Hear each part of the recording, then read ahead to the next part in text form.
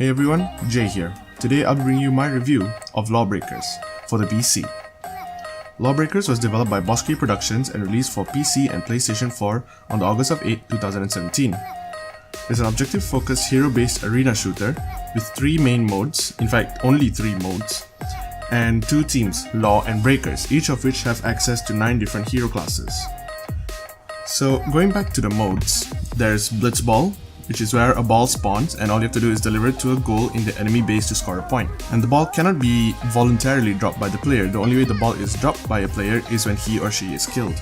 And the cooldown from the ball drop actually slows down gameplay quite a bit. Wasada is a really interesting and high-speed sport that could have been in the game.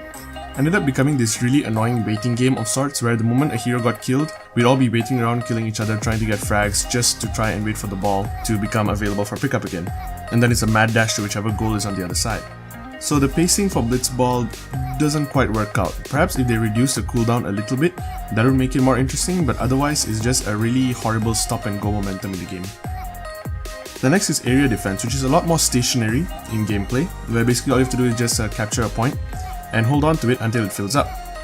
The thing is that there's no need to actually try and defend a point once it's been locked in, because as I said, once it's been locked in, no other teammate can come and take over it and no other enemy team can come and capture it. Instead, the zones are reset once all 3 have been captured, and then it's another mad rush to come and defend and capture more points again.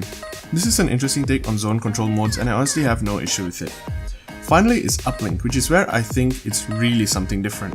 How it works is, there's a satellite uplink that is dropped into the map that doesn't despawn, and players have to focus on getting it to their satellite uplink and downloading the data. The interesting part is that it does not lose its progress once it's been stolen by the other team. In fact, the progress gets carried over, which means that at 100% that doesn't mean it's a guaranteed victory for that round, as the other team can still come in, steal the point, and run it back to their own base and capture the point, with almost no effort defending it. The modes are fun, but the only mode that I wish had a bit more tweaking is Blitzball, because it's honestly just too slow at the points when the ball is dropped. It literally drops the ball when it comes to pacing. Visually speaking, the game decided to go for a more realistic tone. It looks alright, but it's not exactly something that stands out. In fact, it's more akin to Titanfall 2, and I wouldn't hold it against you if I showed you 2 screenshots of the game next to each other and you think they were the same game.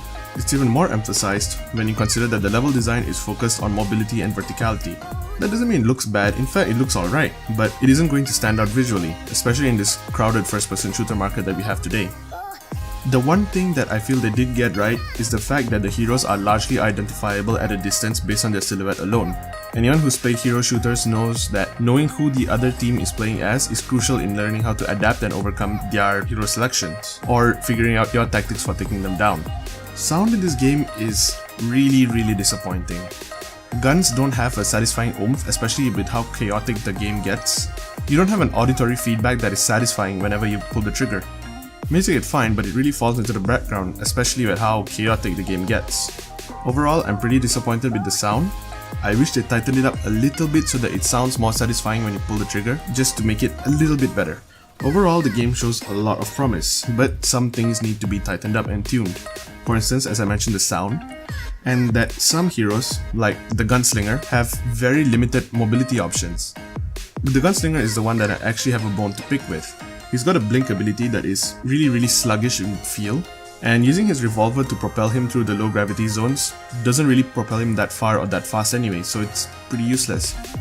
Overall, I feel he has the worst mobility of all the heroes that I've played as while playing LawBreakers.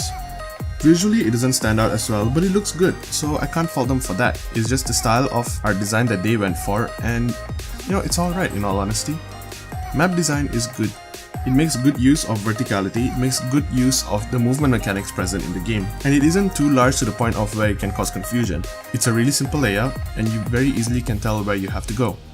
The in-game microtransactions are honestly unintrusive, and I would not have noticed them at all had nobody mentioned it in Reddit or wherever it is that you might have read up about it.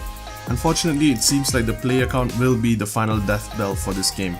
There's hardly anyone online, and even on launch day I had to find games in the EU region just to find anyone to play against, and that was with 200 ping. Now, I will say that the game's netcode is pretty good. I did not feel it as being horribly laggy, but even if during off-peak hours I can't find a game where in other games I can, it's really a huge sign that this game might not last long simply because there's not many people who are willing to put some faith in it. It's a good game, without a doubt, but without people to play it, you're just gonna die standing.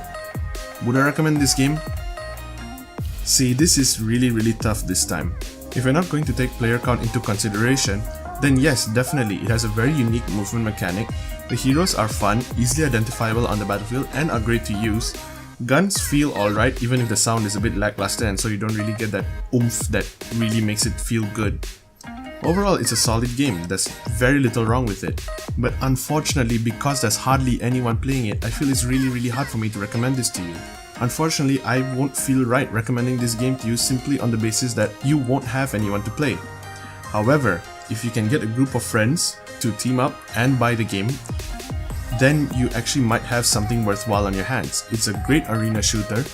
It's interesting how they blended arena shooter mechanics into an objective focused game. The movement mechanics are honestly better than what I expected, especially in the zero gravity sections, and with how almost all heroes have very good movement options, it's hard to say why I can't recommend this game. So do give it a shot, but only if you've got a good bunch of friends who are willing to put the money down, invest in the game, and are willing to put the time in it to play it. You know what? I'm just gonna sum it up real nicely for you. If you see the player counts below 2000, I cannot recommend this to you because I do not want you to spend your money on a game with nobody to play against. Once you see it reach more along the 4000 to 5000 mark, then yes, definitely do pick it up as soon as you can and join in the party. I'll be waiting to see you on the battlefield, I'll be waiting to see you in the 0G sections, and please don't kill me, I'm pretty noob at this. So yeah, this is Jay, signing off. You know, if you like the video, give it a thumbs up. If you don't just give it a thumbs down, give me some feedback, let me know, what did I do wrong, where can I improve. I'm always looking for ways to improve my content. Till the next one.